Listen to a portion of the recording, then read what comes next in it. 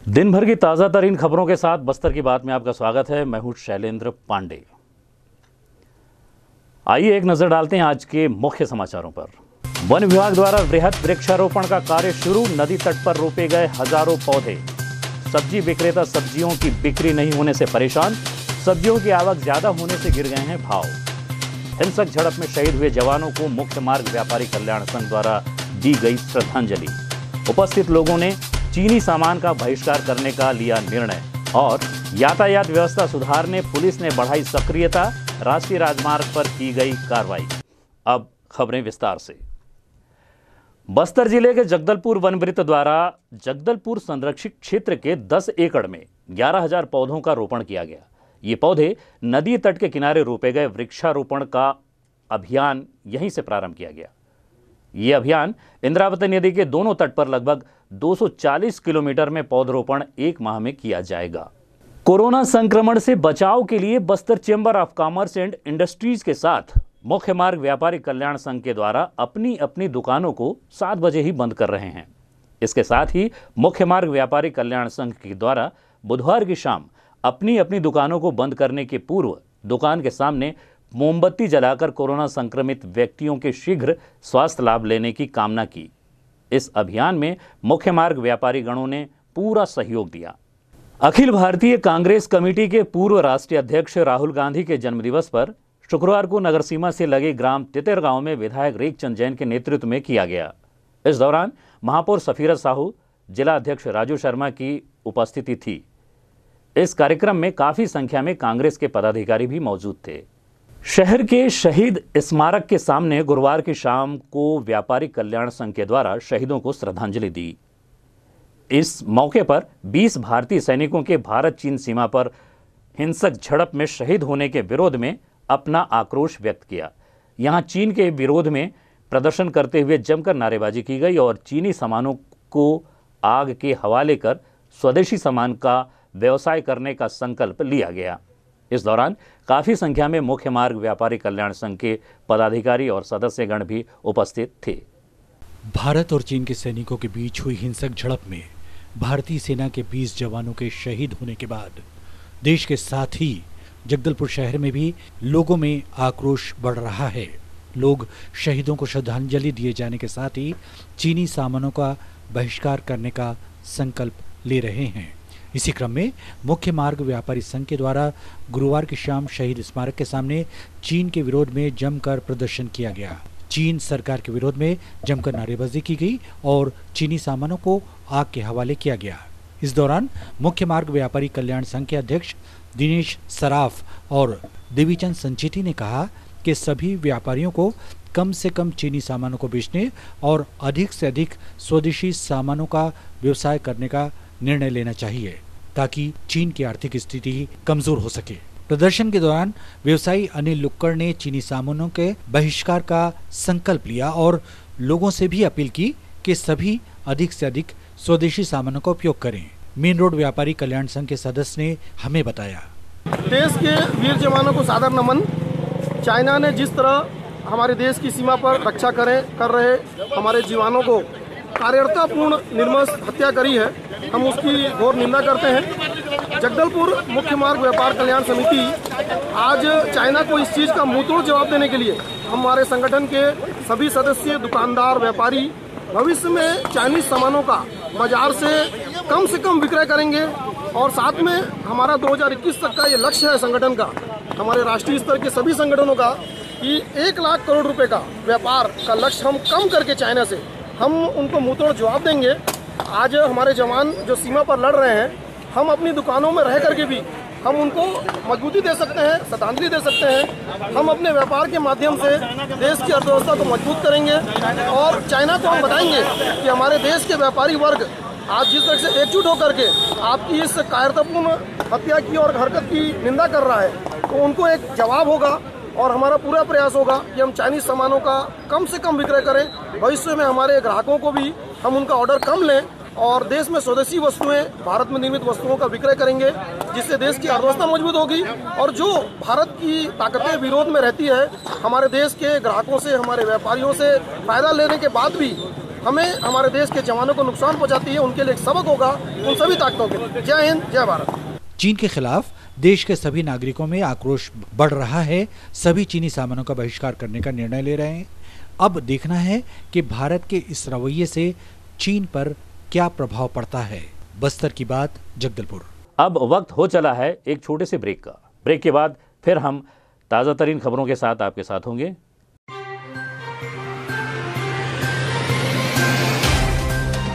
सफर जगतुगुड़ा से जगदलपुर का नित नई करवट लेता शहर हमारा, चौक चौराहों से होता हुआ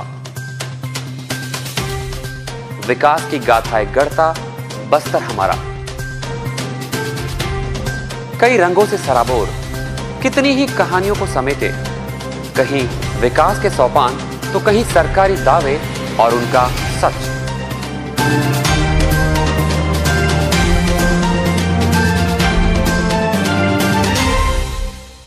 आतंक से दहलते जंगल, जमीन और जीवन,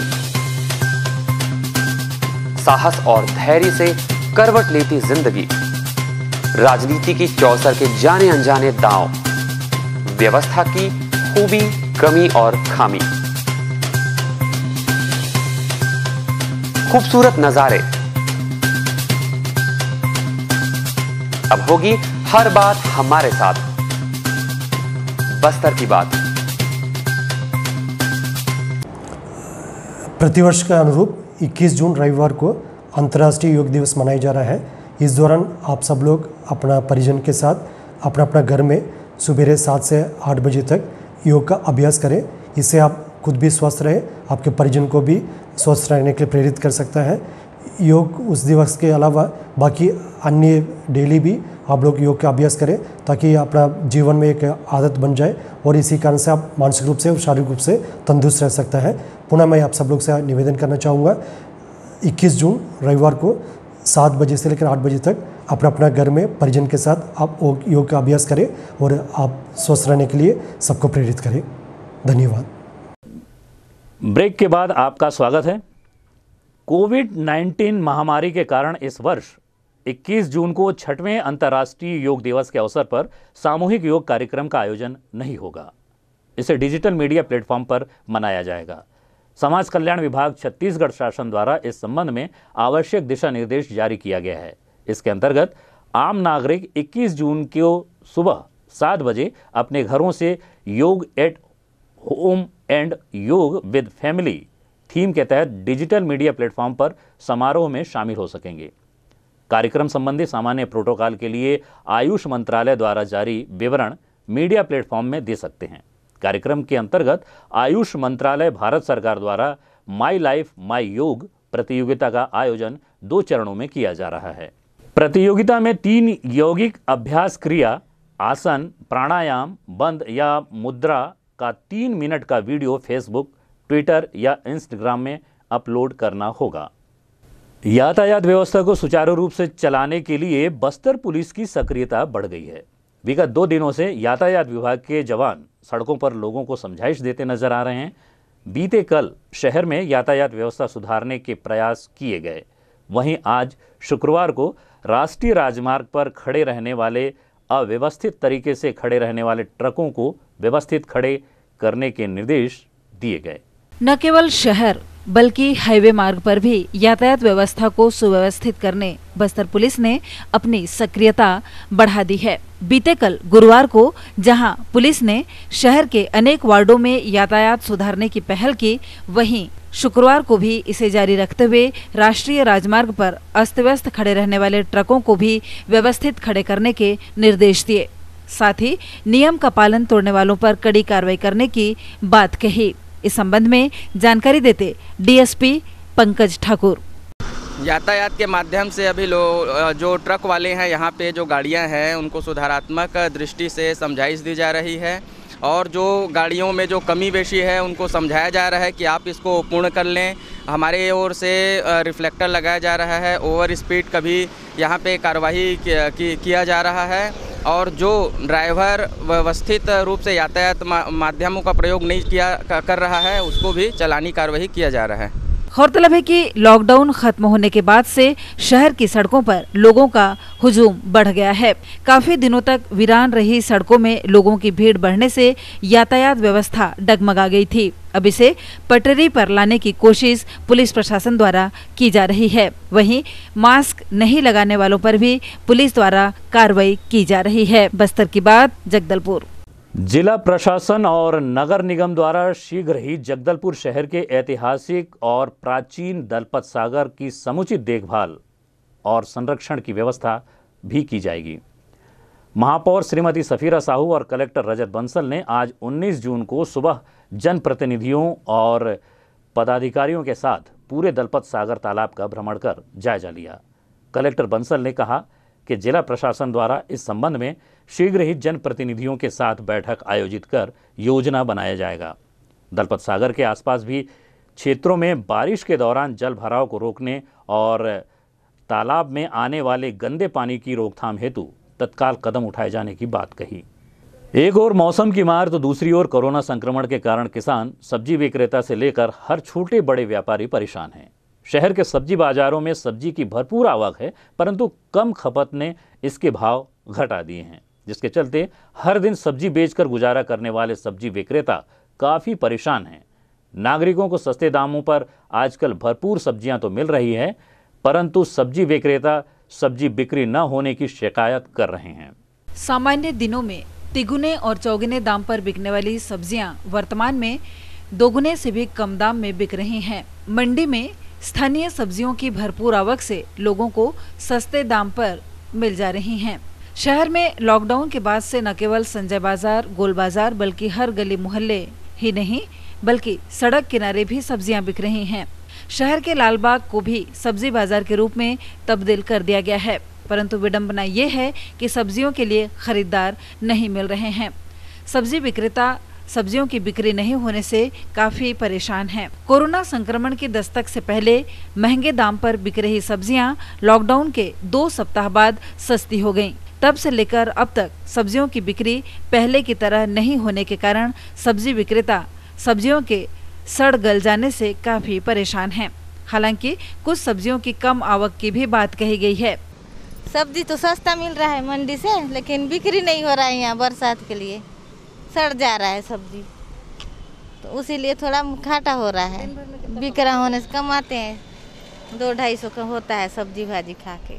बेचने से तो होता है, अपना रोजी रोटी निकलता है। अभी कैसे हो रहा है?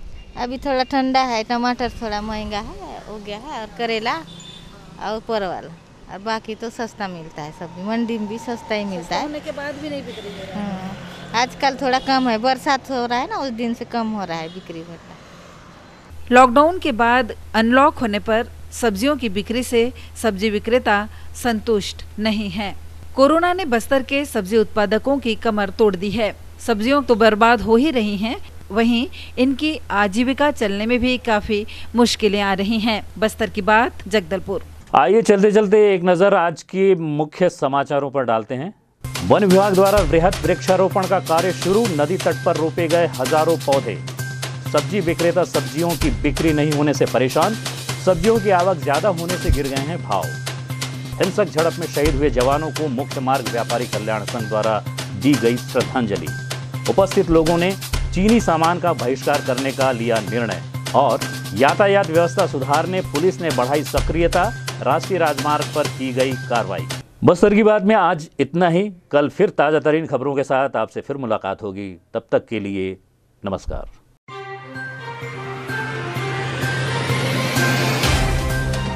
सफर जगतुगुड़ा से जगदलपुर का नित नई करवट लेता शहर हमारा, चौक चौराहों से होता हुआ विकास की गाथाएं गढ़ता बस्तर हमारा।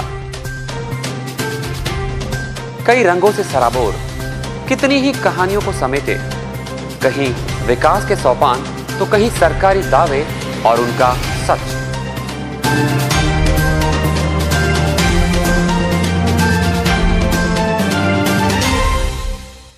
आतंक से दहलते जंगल, जमीन और जीवन, साहस और धैर्य से करवट लेती जिंदगी, राजनीति की चौसर के जाने अनजाने दांव, व्यवस्था की खूबी, कमी और खामी, खूबसूरत नजारे। अब होगी हर बात हमारे साथ, बस्तर की बात।